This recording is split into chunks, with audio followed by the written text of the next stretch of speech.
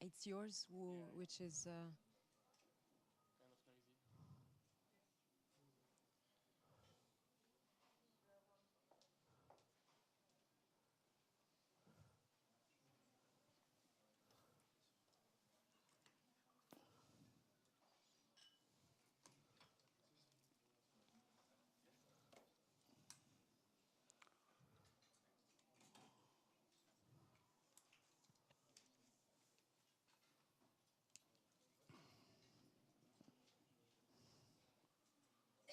Alexis, you're going to be here for the entire...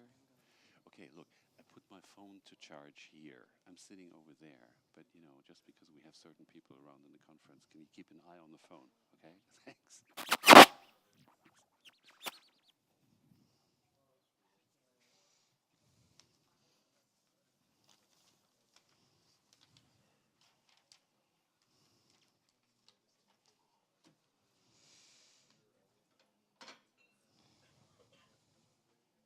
Some water.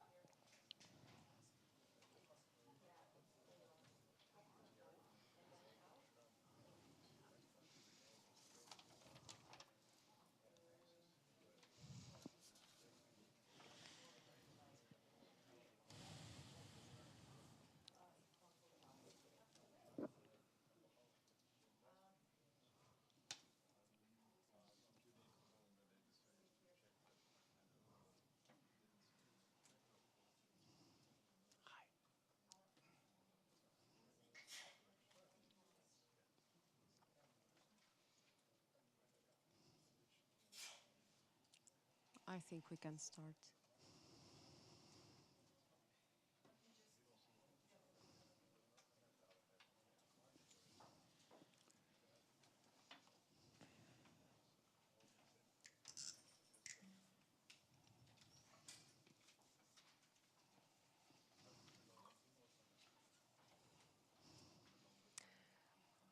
So, good morning and welcome everybody. Thank you for being here. Let me also welcome our online viewers, which are watching us live on Facebook. It's a pleasure to be here moderating this panel. My name is Margherita Movarelli. I'm project officer at the Wilfred Martens Center for European Studies. And well, I am extremely glad to be moderating one of the topics which is considered at the moment a trending topic. But at the same time, I have not an easy task, because indeed when it comes to populism and debates on populism, there are many mantras and buzzwords which I think we should try to avoid this morning, and to try to focus more on the root causes of populism, to go deeper, and to try also to analyze what mainstream parties should do in order to face the challenges posed by populism. So I would start immediately by introducing our speakers. So first of all, our policy director, Mr. Roland Freudenstein, policy director indeed of the Martens Center. And then we have Pierre-Henri Dumont, elected member of parliament in the Assemblée nationale from the Calais region in France, very young MP from Les Républicains. And on my right side, I have Dr. Werner Faslabend, former Austrian Minister of Defense and head of the Academic Council of the Martens Center.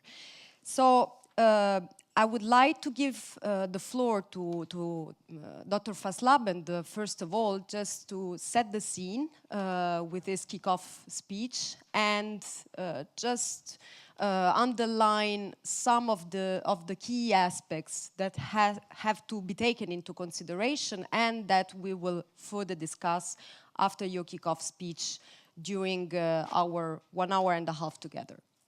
Please, the floor is yours. Yeah, modern politics in an era in the age of populism. What are the real challenges? What are the needs, especially for modern parties, for the party landscape all over Europe? And I would say if we try to answer this, we have to ask, what is the political challenge of our age? And I would say the political challenge overall is we are living in a period, in an era of fundamental changes. And those changes, of course, will question for new answers, for completely different answers, and the question will be whether the parties will be able and capable to provide such answers. So why do I call it fundamental changes and even a period of change? I would compare it almost with the age of industrialization that brought completely different conditions for people of the mankind. We are now living in a similar period where this age of digitalization brings completely new methods, instruments, and conditions for mankind. You can see it if you just look at the way your kids communicate. They do not go into a direct personal communication, but they write, I don't know, 120 SMS a day and communicate with people or with different instruments on their cell phone. But this is not only the big question, of course. We also can see the similar phenomenon in economy. The whole business world is changing immensely fast. And not only due to the digital revolution, but also on the other hand, because the economic world order is changing completely. We have to be aware that in the last 2,500 years, Europe always was bordering or was the center of world events and world developments. First of all, it was the Mediterranean region. In the last 500 years, it was the Atlantic region. This period is over. In the 21st century, it will be the Indo-Pacific area, which means the whole area of the Indian Ocean, and in addition to it, the Western Pacific, going down from Japan and from China, and going until the south of Africa, and also via the Red Sea in the direction to Europe. The dynamic over there is so strong and so fast that it is completely underestimated. Already now, around about 50% of the shipments of the world are going only through the Indian Ocean, and at the same time 70% of all the petroleum shipments and so on. And if you look at the demographic development, you can see that until 2050, this region will gain 1.7 billion people, inhabitants more, which means round about, I don't know, 70% more than Europe and America have together, Northern America have together. They have, and this is only the increase for them. And this will mean that there is a new dynamic that is immense. And people feel a little bit about that something new is coming on.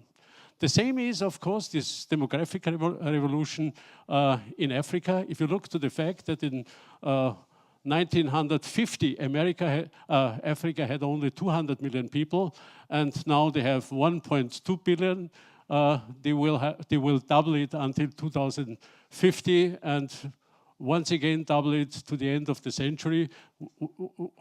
This will mean, of course, that migration flows will hold on, and this will be something that is confronting European societies at least.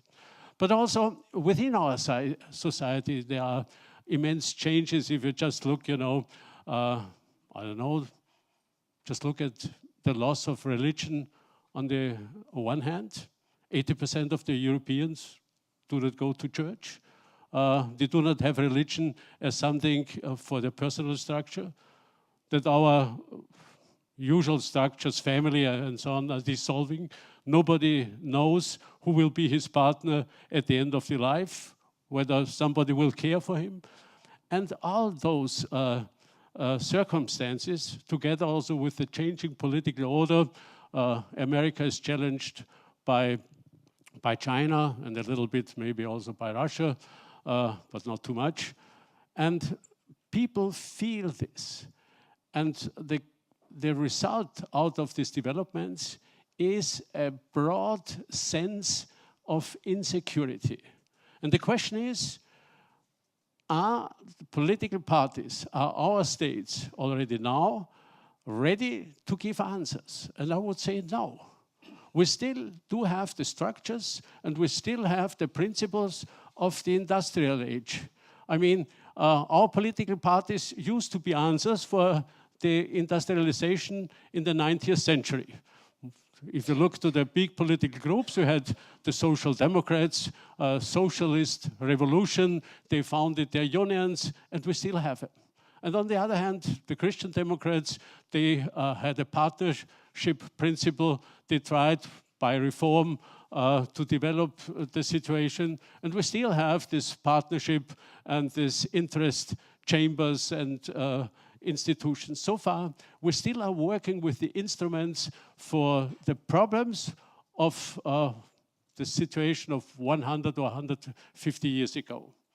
And of course, now we have to consider if we only can move, I don't know, 1, 2, 3% within this range. And on the other hand, there are new problems that people are sensing. And we have to be aware, it's not a question whether there are real problems that the people are confronted at the moment, but what they feel.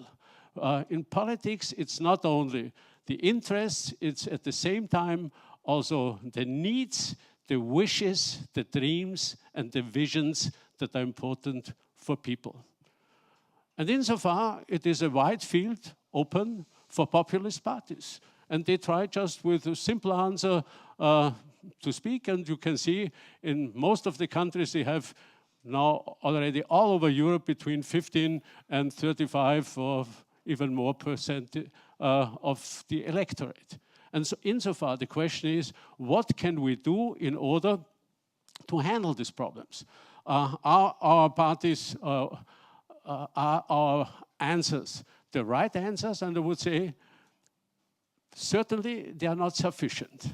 Because if you have this feeling of insecurity in all dimensions, professionally, culturally, in the society, politically, and so on, what do you need? You need to be understood. You need somebody who will work against it, who will speak it out clearly and directly, who is credible, and who also indicates that he is going into this direction as his first priority. If we ask ourselves what is really going on, I would say instead of giving answers for this main problem, for this main challenge, we rather have the tendency to say, is it really that big problem? Most people are not confronted with it. I mean, if you look at the jobless rate in the most countries, and if you look at how far people are really touched by, personally by migration and so on, is it really a problem?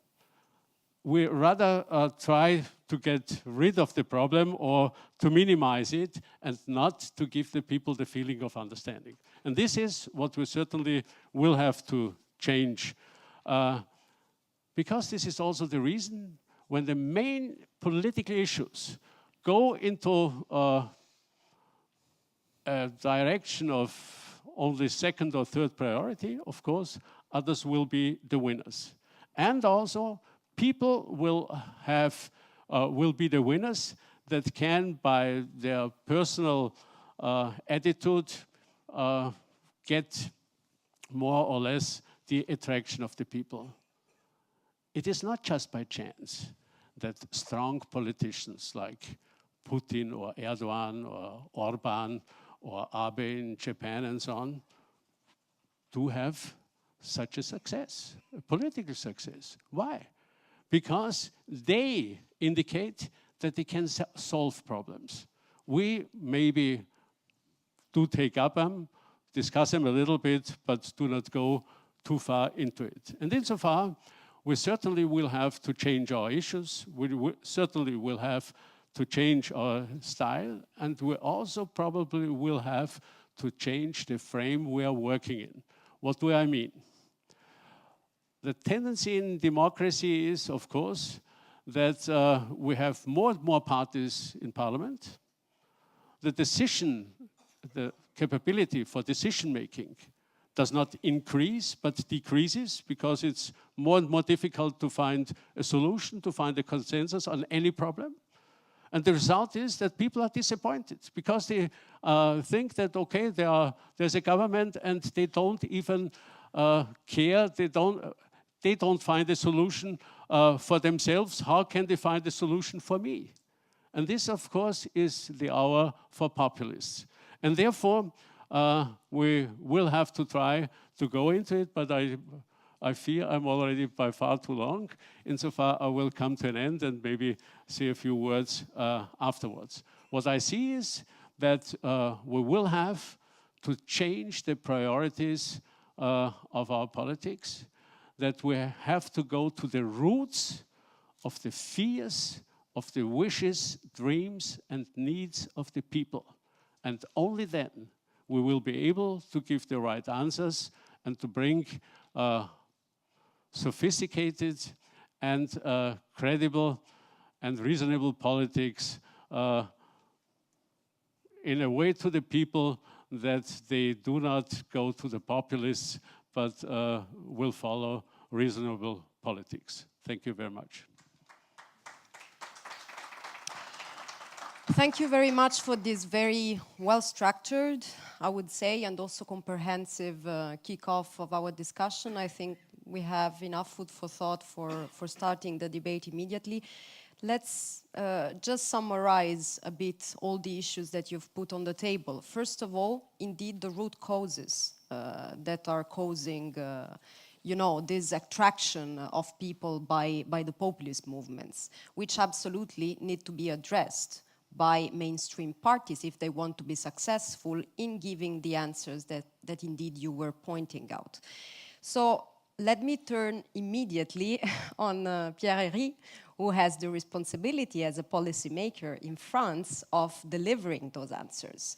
So how is it going, especially in France, where you don't have an easy job in opposing the National Front? So do you have the feeling that so far you've been able to answer those questions, and you've been able to oppose the feeling of insecurity of French citizens and, French and European citizens, especially in your case, French citizens? Well, this is a very hard question. Obviously, if Les Républicains and if the right wing failed to win the last presidencies because we failed to deliver. We failed to deliver to some key issues as migrations, economical areas, demographical areas, how we integrate migrants, etc., etc., etc. And the particularity that we have in France is that we have two kinds of populism. We have Front National, as you mentioned. Front National, that is very hard French party led by the Le Pen family for some decades, reached for the second time in its history the second round of the French presidential election last year with Marine Le Pen facing Emmanuel Macron. And the other case for populism in France is Jean-Luc Mélenchon, so more leftist extremists. So we are facing two kinds of extremisms. Both of them are very dangerous and kind of have the same roots, very anti-Brussels, anti-liberal, and they are very, I think they have maybe 50 to 60% in common, both of them. So we need, as classical political parties, we need to address issues that matters to people and that we fail to address.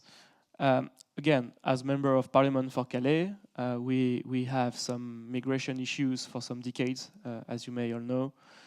We had biggest camp, non-legal camp in Europe, in the Calais area for some years. It was dismantled 18 months ago, but we still have some issues. And people there do not understand why the state is not taking its responsibility to address these issues. And I really think that if we want, as conservative party, as Les Républicains, if we want to survive right now in France, because the question is not, are we going to win the next election? The question right now is, are we going to survive in this particular area with Macron in the very middle and center of everything, and the two extremists on both sides? I think we really need to reinvent what is our core policies. And we were too much in expecting power for some years and not enough in thinking on how Europe is working, how different countries that European citizens are living in are addressing these particular issues. Again, we need to be we need to face the truth. The last term we had in power as conservative in France, so almost 10 years ago when Nicolas Sarkozy was elected, we had the big economical crisis that struggled Europe. And we were not able to work as hard as we had spoken during the campaign. And that's how citizens felt it. You know, they feel that classical political parties fail to deliver. And I really think that it's really locally that we need to make our proof again, that we need to prove that we need to, how can I say that? We need to give confidence, to give more confidence to citizens. Because it's way easier for them to go to Front National or left extremism than being convinced by what we say, because we failed. Not we as individuals, but we as system. We failed to deliver a few years ago. So it will be a very long way. I think it will take us, 10, 15 years to climb up the mountain. But at the very end, I really think that we still have a room in France and in Europe for conservative. And that's really struggling me. All political campaigns in Europe are based or were based in the last few years on very key issues. One of them is migration. France is the only country in Europe where the main political campaign, the presidential election, was not based on issues, but based on people, which is kind of very strange for the second biggest economy in Europe and such a big country that was at the very beginning of the European Union.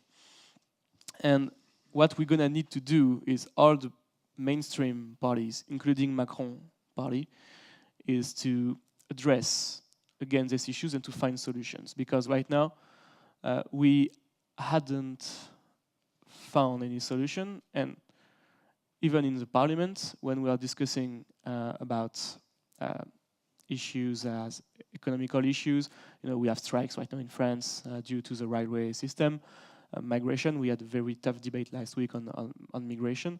We are not, again, addressing real issues. There are kind of forbidden debates, and we cannot tell that, I don't know. Let's make some examples. As an example, on the debate on migration, we as conservatives said, okay, we need some migration, but we need to choose who we are welcoming in our country. We want to have quotas, as an example, as Canada, Australia, even if it's more complicated because they have seas and oceans to protect them from outsiders. But the way is we need to choose who we are welcoming and how we integrate them in France. And Macron's MPs were like, no, we need to welcome everyone because it's the duty of France, les Lumières, etc., etc. So you see, if we keep on this idea that we are not addressing such a big issue and we are not answering to the legitimate questions of citizens in France, we are making way and big ways to both extremist parties in France. So again, that's why we need to put everything on the table, which was not the case in the last few decades in France. And then I think we have a chance to defeat populism. But the frontier between being a populist and addressing key issues is very thin. And what we need is to stick on a very, very small line, very thin line, and then trying to gain confidence again. It will be a long way, and it will be harsh, I think. Well, indeed, it's pretty clear to me what the problem is and what the issue is. And indeed, as you mentioned, we absolutely have a problem in giving answers to the people, in delivering policies, and in addressing the problems that the people have. What it is not clear, on the other hand, and I would like Roland to develop a bit more this concept, is what kind of strategy can be developed in order to deliver and to be more concrete on such problems. Because indeed, whenever we travel also, as you know, we have many projects as Martin Center all over Europe, and indeed, this is a common problem, delivering and finding a way to give concrete answers to the people. But then when it comes to the solutions, it seems that there is no common strategy for that, while there should be. So Roland, also from your experience and from the researches that the Martin Center has been conducting over the past years, do you think there is any possibility, any chance to develop together as EPP and as Martin Center a common strategy in order to finally deliver the solutions that people have been asking for years? Yeah, thanks, Margarita. I think it's still early days to answer that question. We've been debating in the EPP family the proper answer, the response to populism for some years now. But looking at what Werner said in the beginning and describing these fundamental changes, these tidal changes that are happening, it is still early days. So that's one thing. So we're at the beginning of a process, and sure enough, we have a whole spectrum of opinions of how to deal with the challenge of populism. Now, let me come back to a word you used in the beginning, the mantras. Because in this debate, how to respond to populist parties and their success, we have also developed the mantras. Now, you will remember that in the honorable language of Sanskrit, mantra means a sacred uttering that through constant repetition achieves a spiritual meaning. And let me describe just briefly 3 of these mantras because they already lead us towards a solution. And they're often used in this debate. The first one is the mantra about the copy and the original. In other words, if we try to copy populist parties by picking up their topics, by talking like them, by giving the same answers, even partly, then the voters will sooner or later will always prefer, in the end, the original to the copy. So don't even try. Well, my answer to this mantra would be, it's a bit more complicated than that. Reality is more diverse. This is true in some cases, and it's blatantly untrue in other cases. I mean, take a party like the CSU in Bavaria. You know, I mean, they've played a trick by basically uniting their party with the region that they represent, and that region has a very strong identity, and so on and so on. Okay, but this aside, if the CSU didn't successfully absorb many of the people that otherwise would have long ago voted for populist parties, well, then they would have lost power much earlier than that. So this is the first caveat. Well, the second mantra, I need to go faster now, that we only render legitimacy to the populists by picking up their topics or something. Well, I think that is just simply refuted by the blatant success that populist parties have had in very, very different countries with very, very different circumstances. And third, the third mantra that we often use, or some of us often use, is, well, yes, we need to ask the same questions. We need to take people's fears seriously, but we need to give completely different answers. Again, I'm not saying this is false, and certainly in many cases it's absolutely true. However, it's still too simple, because, you know, the distinction between the question and the answer in political reality very often is more blurred than we assume here on this beautiful panel in this beautiful day in Brussels. Because indeed, you know, in some cases, the positions of mainstream political parties today were positions that 2-3 years ago in the migration crisis were decried as unpermissible. You know, I mean, there was a time in the fall of 2015 when, for example, in the European Union's biggest member state, Germany, even talking about protecting our external borders was bordering on fascism. And, you know, I'm just only slightly exaggerating. So, you know, we have come to a completely different point in these 3 years in the meantime. So, what I'm saying is that these mantras should be really analyzed for their actual value in a concrete given situation. Now, just one last word about the proper answer, the strategic answer. I think that there are elements of style, elements of method, elements of political technique which have to change. And, you know, let me just put it very simply. We need to be less boring, right? Entertainment is a part of not only public life, but also politics. You know, due to many developments, among them technological, you know, political entertainment is something that you can't live without, and certainly can't survive without in the future. Added to this is, you know, clear language, simple language, understandable language, not these pre-confectioned answers, this langue de bois, I think, as it's called in France. You know, this completely predictable newspeak of many politicians, not only, but unfortunately also from our political family. And I come back, and this is my last point, I come back to it. We have to seriously look at some of the things that populist parties have been saying for a long time.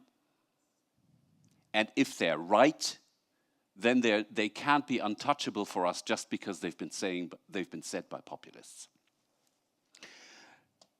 So I think that would be my couple of points here. Is like we have to seriously look at some of the content, and we certainly have to change our methods. And, you know, Werner, in your country, Austria, Sebastian Kurz has demonstrated how this works, also in his relation to time-honored structures of the party. And indeed, don't steal my next question. Okay.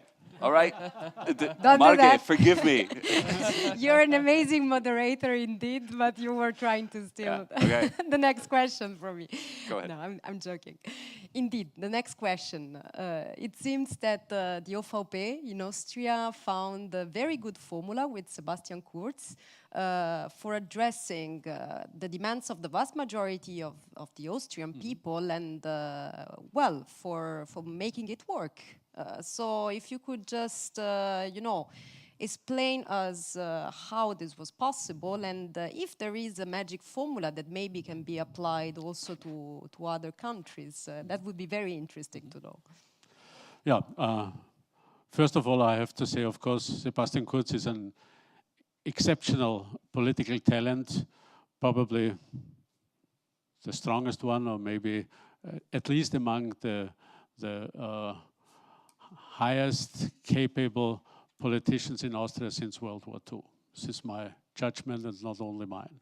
So far, of course, not everybody will be able to.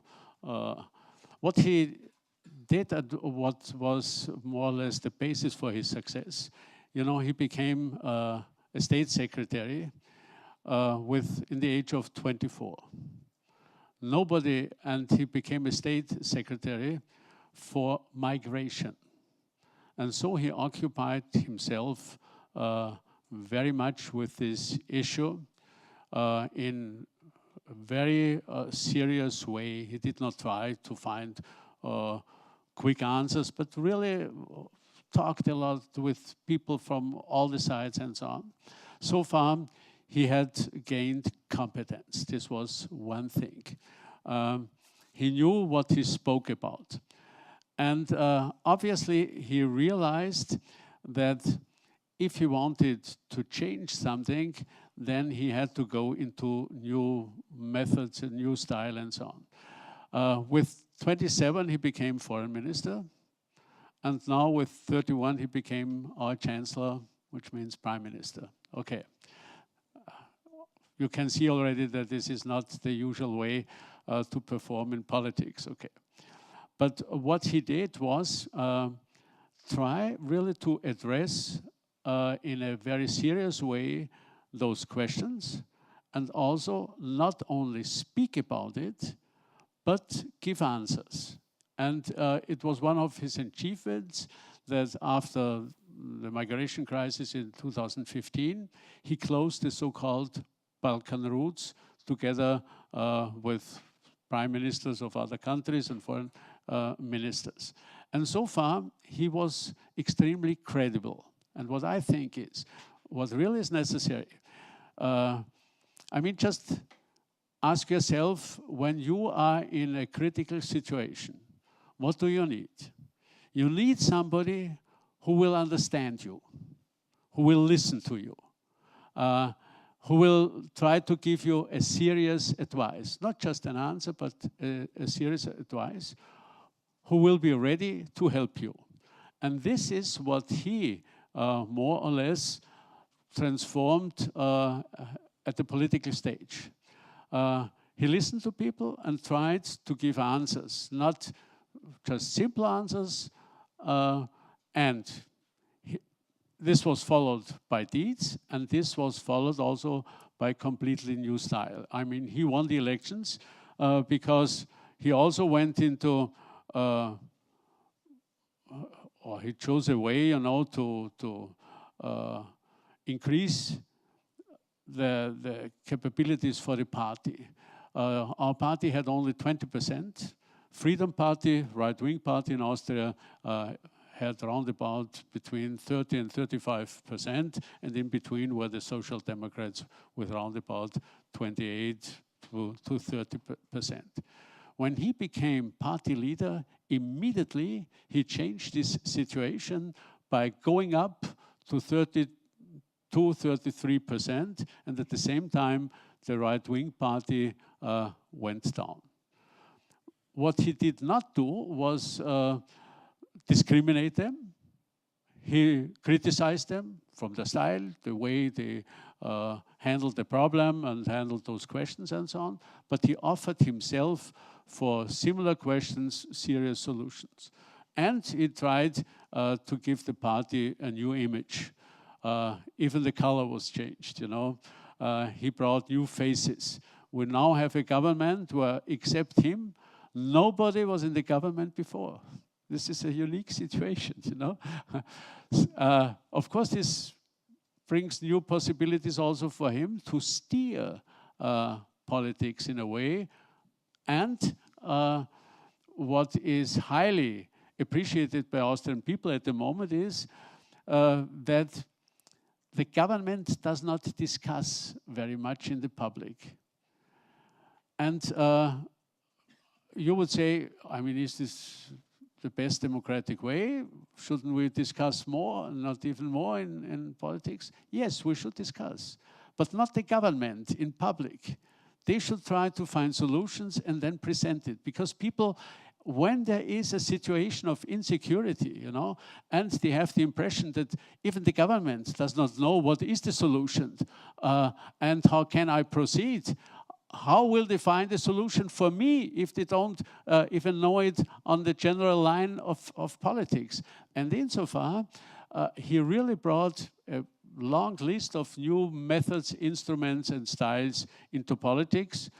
Some of them absolutely were surprising, but successful. And what I learned from him is that obviously, I mean, if there is a big challenge, you have to think bigger, not just stay in the same conventional way, but try to go to the roots of the problem, and then think bigger and make a more comprehensive, a bigger solution. So people can feel this is not just try to give them a short answer to keep them quiet, but give them the impression that you are ready to handle this challenge. And I think people will realize and will accept that nobody really can bring the perfect solution for any problem. But when they have the impression that the government, that the chancellor will try hard and do everything he is able to do in his framework and so on, they will accept it. And I think this is what he managed to do in a almost perfect way up to now. Well, so the good news is that we have the ingredients of the magic formula. I noted them down because I think they can be very useful.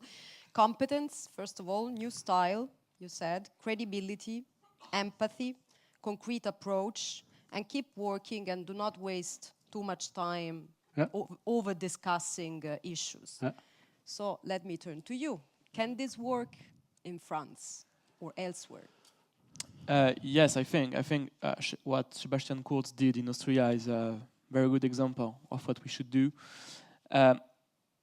What is populism? Populism is clearly a mistrust of a very large bunch of people against their elites. And what do people want is security. Security with the borders, security in jobs, security with healthcare, etc., etc. And what do they want is their leaders to decide. What was the main problem of the previous government in France with François Hollande is that the government didn't choose at any time. It didn't make any decision. He said white on the one hand, and the day after he said black. He said we need to strike Syria, and then no, we are not going to strike Syria, as an example. You know, and he changed his mind a lot of times during the term. That's why Macron right now is very popular in France, even though people do not like its policy because it's way too liberal, etc., depending on people. They like him because he's taking decisions, which is something very new in France, because we were not used to have decisions that were taken in the last few years. So this is not a new phenomena. It was described a few centuries ago in The Prince from Machiavelli. It's clearly we need to have decisions, and we need to have security for the citizens, and that's it. And then this is the way you present it. And Sebastian Kurz in Austria presented it with all the intelligence all the cleverness he has, with new faces, with a commitment to delivering issues and to delivering key momentum to Austrian politics. And that's what we need to do all over Europe, I think, having new faces at elections. As an example, Les Républicains, so the Conservative Party in France, we had 200 MPs in the last term in the French Parliament, out 577. Now we are 100. So 6 or 7 years ago, we were 400, and now we are 100, you see. But out of the 100, we have 42 new faces.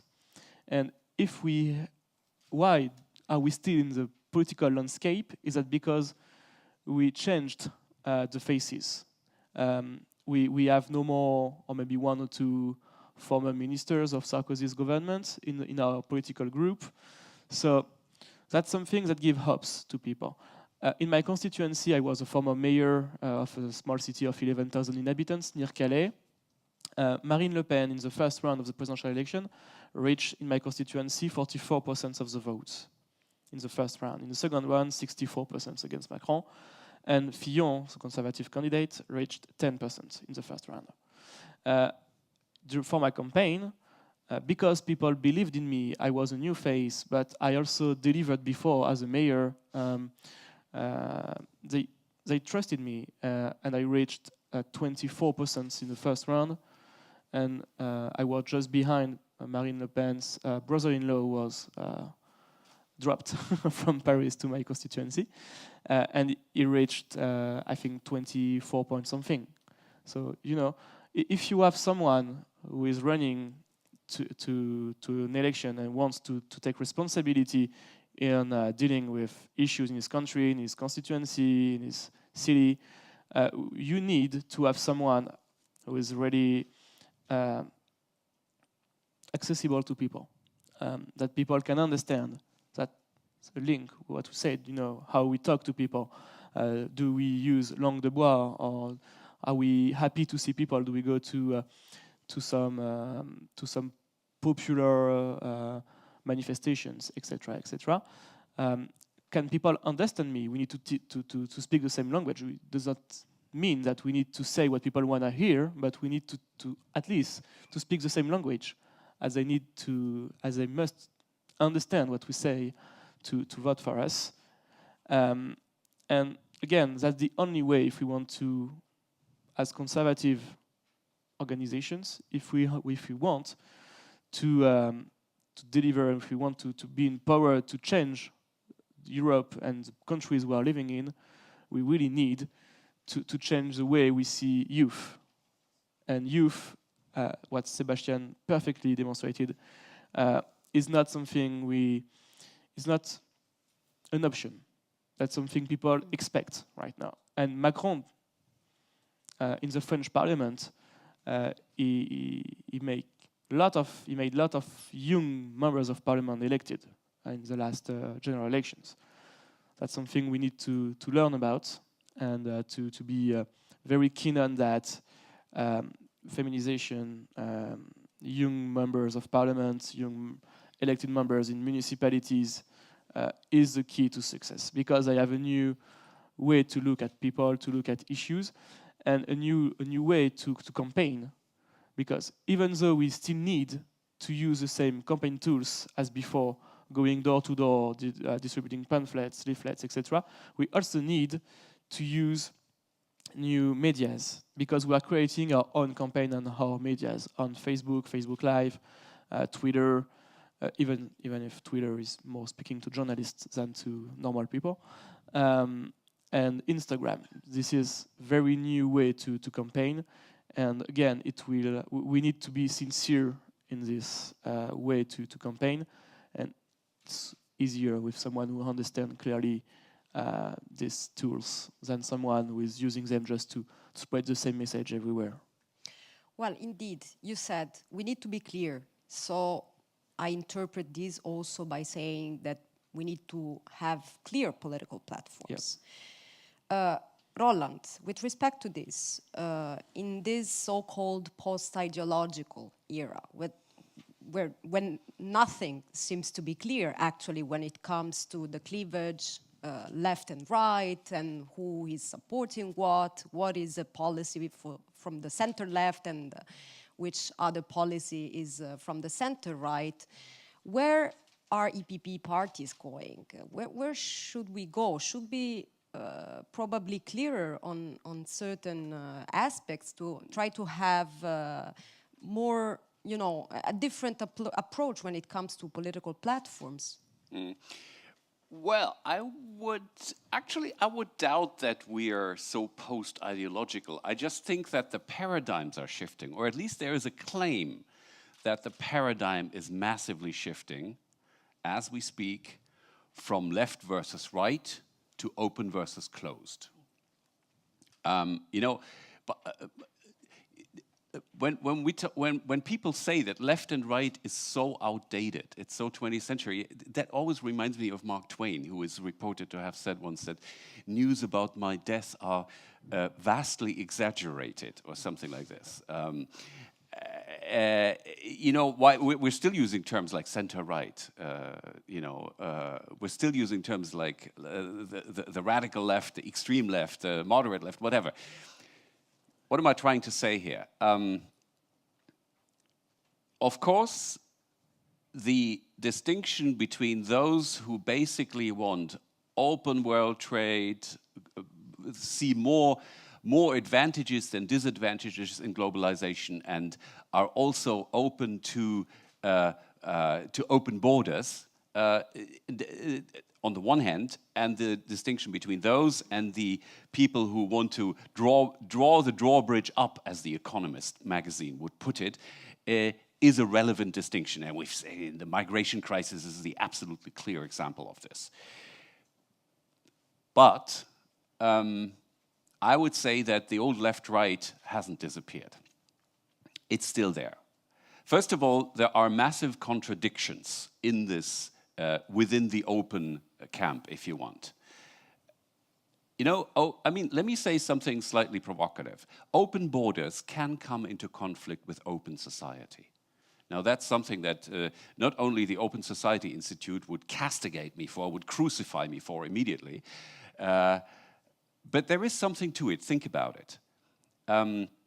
When I say open borders, what I mean in this case, of course, is uncontrolled mass migration, not asking who is coming in, but just saying refugees are welcome. And wir schaffen das in terms of sheltering, protecting, and integrating like 1 million people in a year in Germany.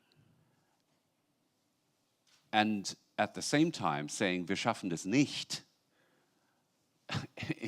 in what is the sacred obligation of every government, which is to actually control who's coming into the country, to check who is crossing that border.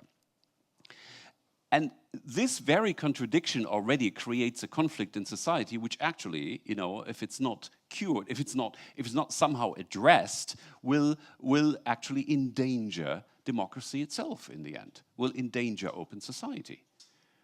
Next example in this context, of course, the famous or infamous parallel societies. Yes, exaggerated by many people, exaggerated by many fake news that claim that now that 80% of Brussels is a no-go area. I mean, this is nonsense. We all know that. And yet, there is a problem with parallel societies. There are parts of our major cities where the core values of our constitutions are systematically undermined and endangered. And if uncontrolled mass migration exacerbates that problem, as it seems to do, then open borders undermine open society, right? And this is something that the open side of this argument hasn't worked out yet. I think they haven't even begun to understand that they have a problem. Otherwise, there wouldn't have been, after the spectacular success of Monsieur Macron, in very particular conditions, with a completely, say, defunct political system. Sorry. but you know that was the real reason for his success. You know, we still have successes of rather the closed part of the political spectrum, and my prediction is that that will continue for some time until we recognize that reality is more complicated, and you cannot break down every political conflict in countries to a conflict between open and closed. And last word on this: why is the claim that open versus closed will dominate politics in the future so dangerous? Because if that is the dominant criterion, and if political landscapes in the member states of the European Union and also on the EU level in the end is only aligned along that line, well then we can be as successful as we want on the open side, but we're in democracies, and sooner or later the closed side is going to come to power. And if they are purely closed, good night. In other words, what I'm advocating here is to actually develop deliberate strategies, targeted strategies to undermine the open versus closed paradigm and constellation. And actually to say that, take the EPP as a political family. At the moment, it neatly bridges the gap between open and closed. Now that may mean two things. It may mean that we'll sooner or later hit the same fate as the socialists in Europe, which means basically going down the drain, becoming a tiny minority. Or it may mean that this, if we play it right, becomes our ticket to survival as a political family, to refuse to accept that in all circumstances open versus closed is the decisive paradigm, to actually claim that left versus right still has some relevance, while not denying that, of course, openness and globalization and so on and international commitments matter. But to say that, you know, the age-old questions of the individual versus the collective, of the regions versus the central pole of power, of a broad distribution of responsibility in society versus centralized government, of subsidiarity versus centralism. That this battle, this is how I define left versus right, basically. And to claim that this still matters, I think is at least part, besides all these methodical changes that we've discussed, at least part of our strategy to survive as a political family and to endure a better fate than the socialists, who have completely missed the bandwagon because it's their core electorate which is most hit by uncontrolled mass immigration, and they are somehow genetically unable to understand it. Thank you, Roland. Now I would like to take some questions from the audience. So, over there, the gentleman over there. So, very brief, please. Just avoid the long comments, straight to the point. So thank you for the intervention. Following up on the last speaker, I was wondering, after that some members of Les Républicains advocated for an alliance with Front National, Forza Italia in Italy joined forces with Lega Nord, in Austria People's Party joined forces with FPO, and of course Fidesz Hungary. I was wondering, why do you treat populist as the outside, and hasn't the EPP in fact become sort of a populist right-wing political family? Thank you. Another one? Second row. Yeah. Yeah, thank you very much. I find very interesting the points by Mr. Freudenstein and also by Mr. Faslabend. I think that we need a lot of deculpabilizing our citizens, because for a long time we have been teaching them that humanism and our values go against everything populists were saying. And nowadays, we start to understand that some of the points of the populists were addressing the fears of the populations and have to be taken into account. So we need to have a new speech which clearly differentiates the hate speech of the populists, be it right or left, but integrated in the human values of the right society, taking into account their fears. And that's the most difficult part. Trying to address both the fears without completely losing our values. One other question over there. Yes, you said concerning France that there is also the left populist group, La France Insoumise. But I think the big difference is that in principle the Front National is a kind of outlaw. You are certainly forbidden as the right party to cooperate with them, whereas on the left, in the French election system, a candidate by France Insoumise is supported by all other left, and by this they are getting the seats in the parliament. So shouldn't you more make clear in the second round they have more seats in the parliament, La France Insoumise, than Front National, because it's much easier for them with this solidarity from the left? Shouldn't you also characterize them that they are quite similar, because otherwise I think you are taken hostage by the left and you have no real possibility for alliances? So, just briefly summarize. First question, why is the EPP becoming a right-wing populist party? Second question, if we need a new speech in order to combine different and sometimes conflicting elements. And the third question, I'm not sure whether if I understood it correctly or not, but you would like to ask if it is possible to make the aspects and the peculiarities of the populists from the left clearer, so that they can better address this challenge, correct? So I would like to start with Faslabe, and then we do the tour. Yeah, it's quite interesting. You know, the German language has two expressions for the English word of fear. Namely Furcht and Angst.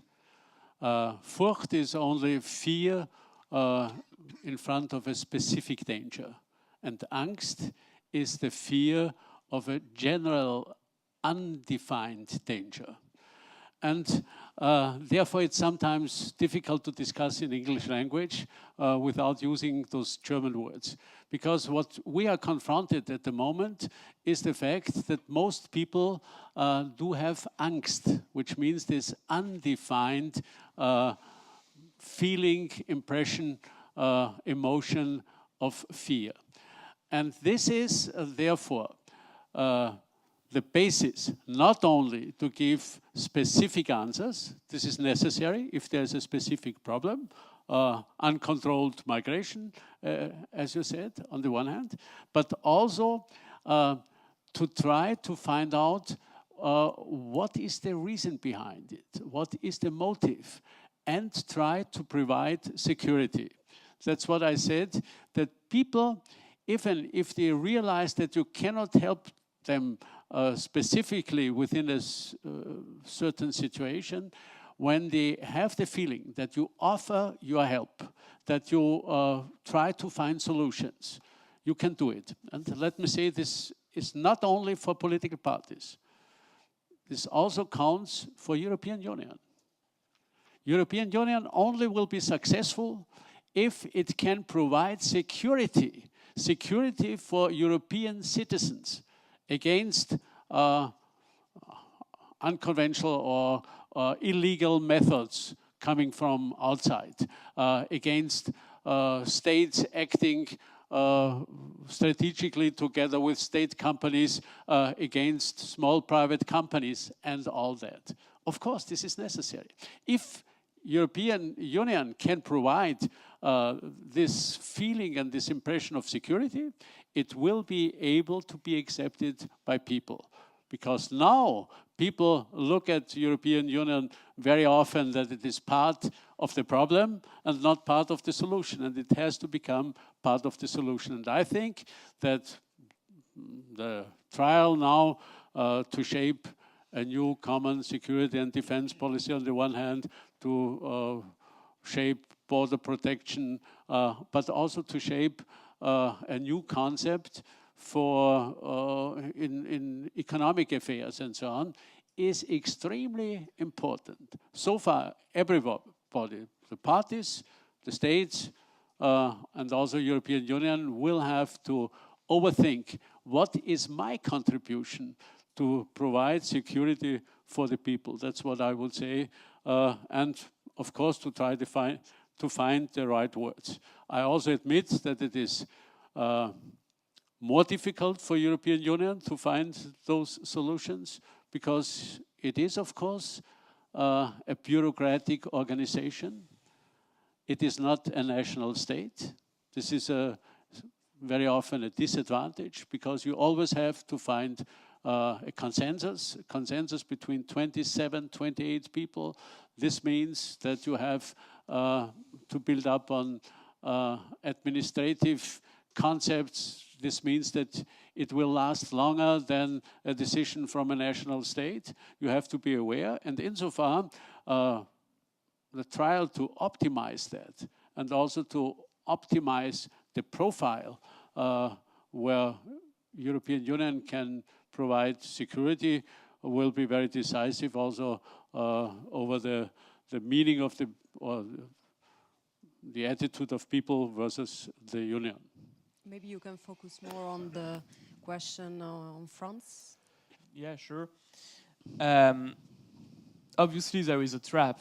The trap is most of the left-wing political parties in France are not afraid to ally to populists on the left side. And we, as the Républicains, we do not want to ally with Front National. For sure, because we are very different on some key issues. I think Front National is not clearly a right-wing conservative party. It's more like populist party all across the political spectrum in France. It's going from former communists, especially in my constituency. You know, Calais was a communist city for 40 years, and it votes now up to 50% for Front National.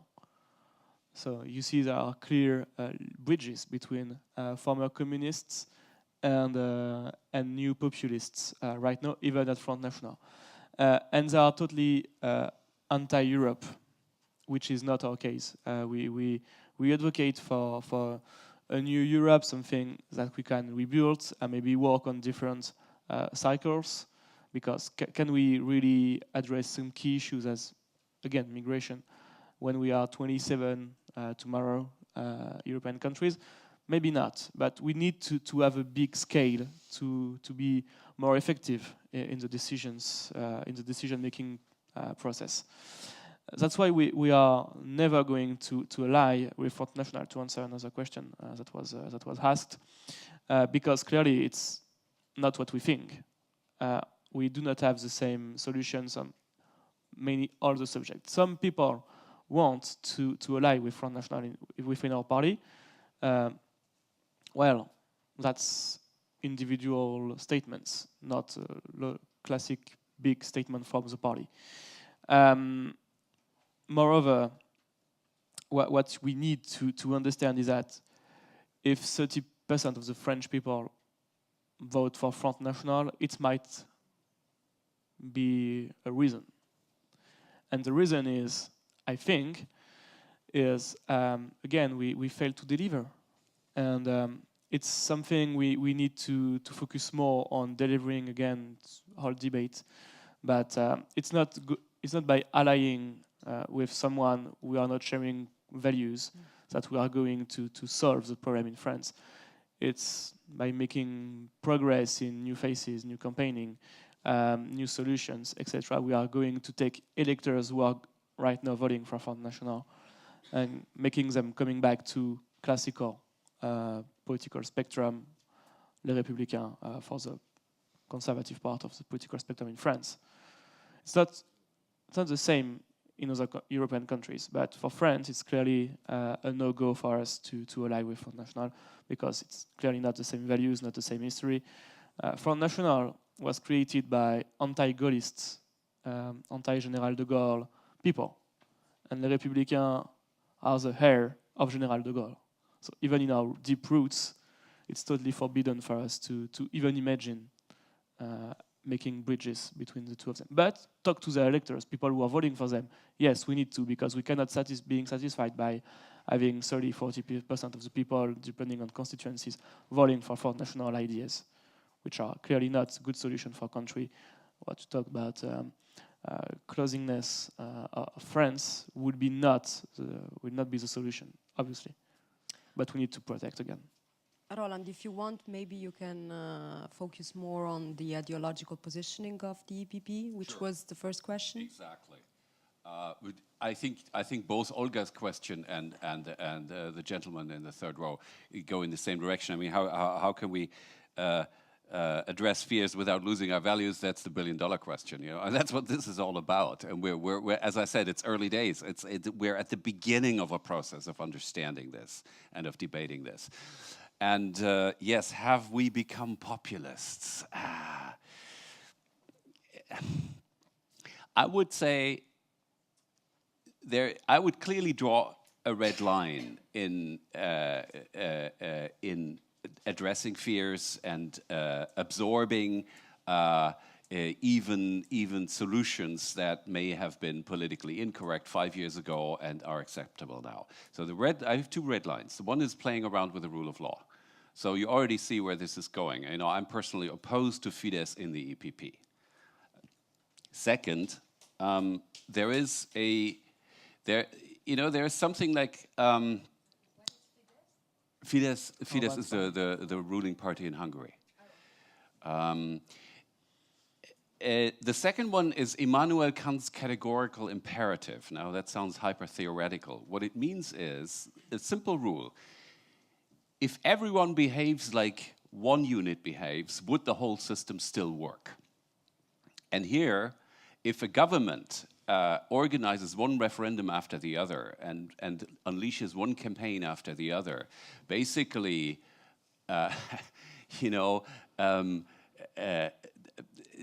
pointing fingers at the Brussels institutions, pointing fingers at individual governments in other member states, but then still cashing in on the benefits of European integration, that is something that wouldn't work if others did it too. Simple example, organize a referendum in Germany, should we still pay for southern member states? You know, not naming any individual countries. Or ask that in a town hall meeting in a country like Finland, and you get a certain answer, okay? So in other words, if everyone behaved like Viktor Orban, we would reach the end of the EU pretty fast.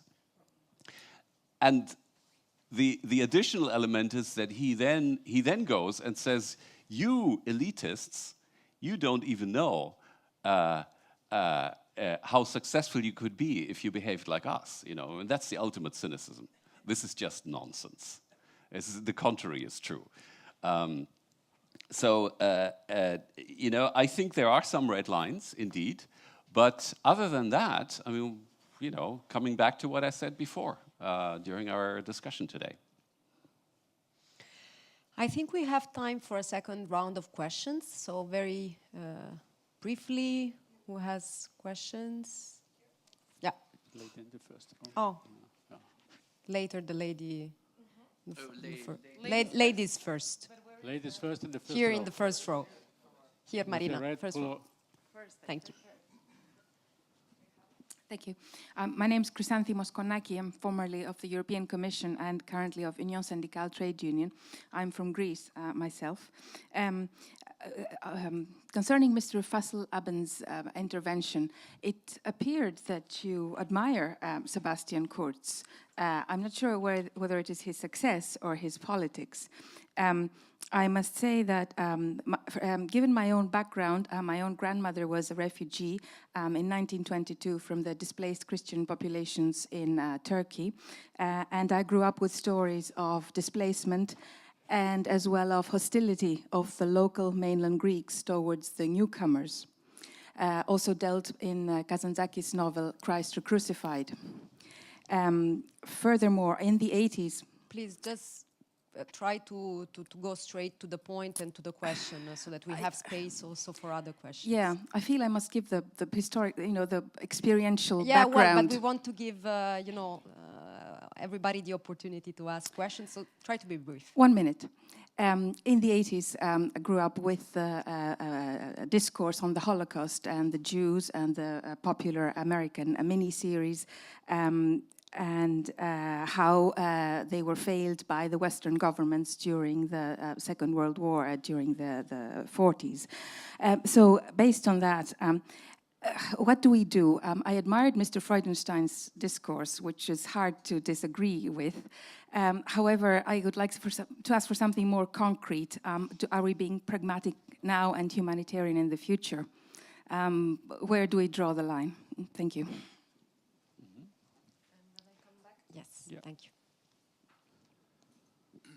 Thank you. Professor Lindström from the MNRC. I was going to ask actually how you were going to proceed to overcome the prevailing suspicion and recover the citizens' trust and respect, because there's a terrible world existential and trust crisis that is deep, underestimated and dangerous. Werner, I disagree with you. No, I mean, it's a debate. I mean, it's nothing personal. You said the EU Union shall succeed if and only if it can provide an impression of security. But a security within a bubble or cohesion, or European cohesion, assuming that you can achieve this within a bubble, is artificial and therefore non-sustainable. So this idea of security and that shall benefit European Union and citizens in the European Union, I think you are mistaken. It is deceptive. So, what's your question? So my question, well, it's a criticism, inviting, it's a reaction, saying that achieving trying to achieve a European security is deceptive. Oppose the view of. Okay, clear. Thank you. Thank you. Third question, the gentleman, on the back. I fully agree that politics has to provide solutions. But coming back to one solution, it is German border controls. Is this a solution or a problem? Because I have my own experience how to skip them. The problem is here how to skip the border controls. I can explain why and where, but it would be too long. The issue is, if you can skip them, are they a problem? How the population would look at them? I need your address and phone number. Oh, I can give it to you. I can give you my business card. Okay, so let's try to wrap up and to give some answers. Well, I understood the first question is more about are we becoming too pragmatic? The second one about security, and well, the third one about German border control. Maybe the first question, Sebastian Kurz's attitude. You have to look at the fact that Austria overtook in the late 40s and beginning of the 50s, I don't know how many 100,000s of German-speaking people coming from Eastern Central European countries where they were driven out, having nothing where integrated. It was not very difficult because they were German speaking, and within the monarchy they lived in the same state. Okay. Then we had the Hungarian Revolution in 1956, and 100,000 of Hungarians came to Austria, and they were not only overtaken, but they were welcomed by the Austrian people, fully integrated. Then we had the Prague Spring revolution in Czechoslovakia, and again, 100,000 of people came to Austria. There was no question. All of them were integrated. You will not find any problem. And then was the Yugoslavian crisis. And again, 100,000 of people came, Croatians, and especially Bosnians. And they were integrated, whether they were Roman Catholic or they were Greek Orthodox or Serbian Orthodox or they were Muslim people. And they are integrated completely. A little different is the situation with 100,000 of Turkish people that came. They were in the same way welcomed by the Austrian people, and most of them were very well integrated, but there always were made some mistakes from the government. What do I mean? In order to be very friendly to the minorities, the Austrian government decided to give the minorities extra rights. For example, that they could open their clubs, Turkish restaurants and so on. But the consequence was that they did not go into normal restaurants anymore, most of them, not all of them, but most of them. There were tendencies to establish a parallel society. And I only can say, I have many Turkish, Kurdish friends within my own hometown, and I'm in permanent contact, and I can see it. And at the same time, also, the Austrian government decided that, of course, people could bring people from their families to Austria. So they could have a family in Austria. But the consequence was, of course, that also the ways, that young ladies, some Turkish ladies, could not decide themselves whether they wanted to marry or not. But they had to find somebody from Anatolia and brought them with all, and brought people that did not speak the language, that did not integrate. And this certainly brought a little bit a different situation, why maybe the Austrian society is more sensitive towards the Turkish politics as for others. I do not see any problem with the Turkish people. They are friendly, they are nice, they are ambitious, they work hard and everything. But there is a tendency of parallel society, and therefore there is a specific sensitivity. This is the reason behind it, not by bad attitude or because we dislike the Turks. On the contrary, I can say almost every week I have contact, and my kids had, and so on. But do you also want to maybe react to the disagreement over the topic of security? To say. A different question is, of course, whether Turkey has already reached the status of becoming a member of European Union. And this is what Sebastian Kurz spoke out. He never had any argument against the Turkish minorities, but only in this question. Of course, there are associations, and maybe sometimes, it looks a little bit into this direction, but I can say he is a straightforward man, and he knows the problems and he knows the challenges. That's what I only can say in this respect. So far, one should not underestimate it. The other question of security. I want to tell you, maybe from my own experience. I had the privilege to serve my country 10 years as a defense minister, and this was within the period of the Yugoslavian crisis.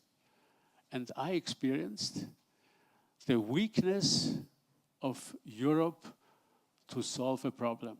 This was the biggest disappointment for me, that Europe was not able to solve a minor security problems on its own continent. I had discussions with the American defense minister in Washington. This was, I could tell it's the question on the corridor of Britschko and so on, important. He couldn't do anything because he had elections, and therefore he was a lame duck for around about 1 year. He couldn't do anything. And what disappointed me was that the whole European nations were not able to solve such a small problem, not even a regional problem within European Union. And this brought for me also this ambition to do something for European defense and European security. And not only by words, but I initiated and organized the first European defense ministers meeting in Europe. I did it during our presidency in Vienna. And a few other things. I do not want to talk too much about it. But my experience is, of course, we need also American security in the future. No question about that. We need NATO. But we need at the same time the European capabilities to master at least minor security problems on our own continent. Otherwise, we are out of business. And if a whole continent is not able to master such a situation, you only can say this means incapability. And this is a serious question for a union or a political union like EU, and therefore I'm very fond of this new ambitions now, at least to have some progress. And something else. I also want to mention this. Of Very course, quickly, because we have 3 minutes left. Okay. It's also the question, of course, about own European capabilities in the armament sector. You have to be aware that technological progress is in many respects provided by the military industry. It was already Heraclit, Greek philosopher, who said, war is the father of everything, of all the things. And this has a special meaning in technology.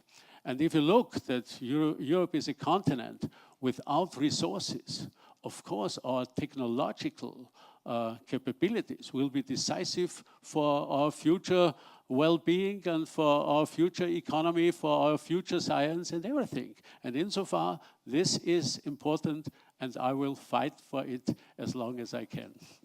So let's use the questions just to briefly wrap up the debate. Pierre-Henri.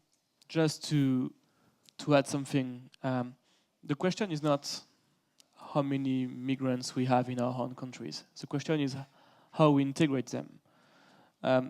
If we have 100, 200,000 people coming to our countries, and all of them are integrated to our schools, to our system, and adopt secularism in France, as an example, there is no problem at all. The problem is, well, if they are living outside this world society, then we have a clear problem. And we need to make a clear distinction, I think, between integration and immigration. The key problem is how we integrate them and how hard we are in how we want them to integrate and how we want them to follow our rules for them to become real citizens, French citizens, Austrian citizens, German citizens of our countries, following our rules, our own rules. This is the key point, I think, in how we deal with migration. Roland? Yeah, about the German border, I mean, I just recommend a book written by a journalist, and I guess if you've managed to cross the border so many times, you speak some German, so it's Die Getriebenen by Robin Alexander, which describes the crisis in Berlin from about the spring of 2015 to January 2016. So when we can talk over a coffee.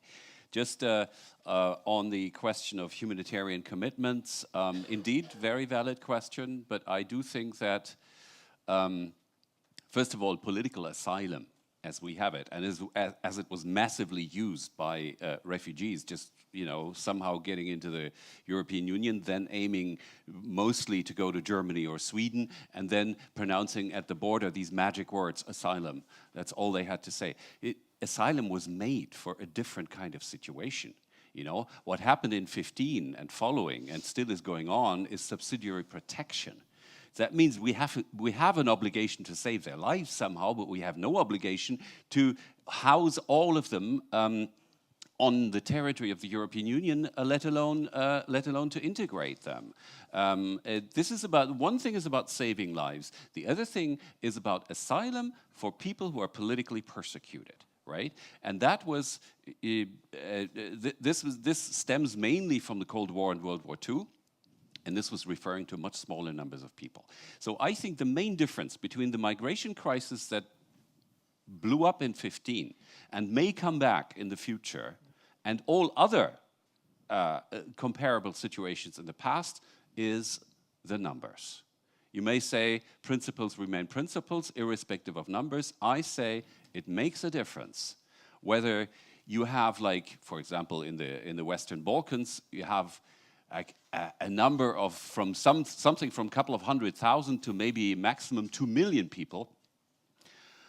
That's one type of situation. The other one is, it could be 50 million, it could be 100 million, it could be 500 million people that will, in the next couple of decades, or might actually go on the move to Europe.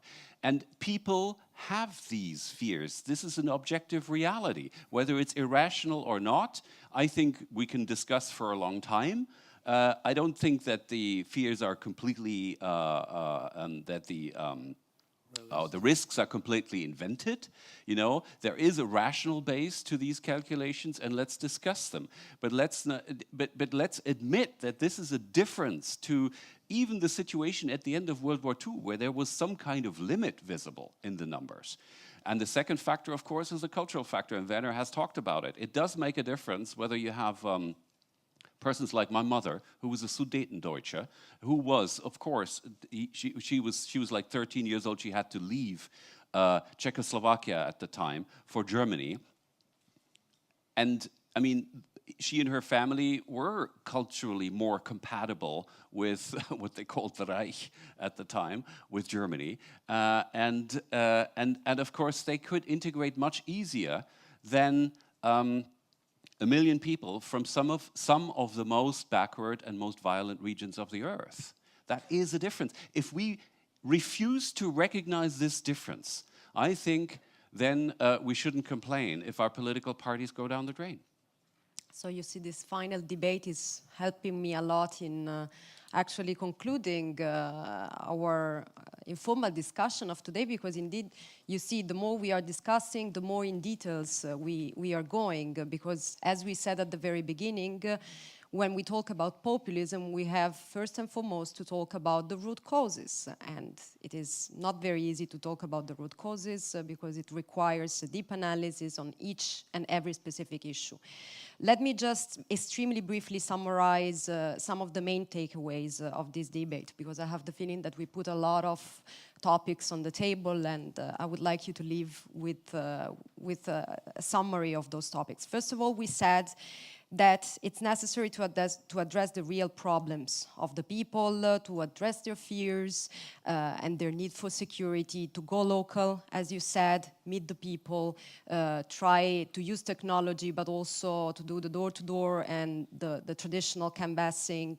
And on the other hand, avoid mantras and paradigmas like the open versus closed, but rather focus on recuperating the right and left necessary paradigma for also making the democratic system work. And at the very end, this is an era of change. We are confronted to very big challenges. The world is changing very fast. It will take time for adapting to these challenges, especially to a big family such the EPP family, because we have to find many answers, many concrete answers to many big problems.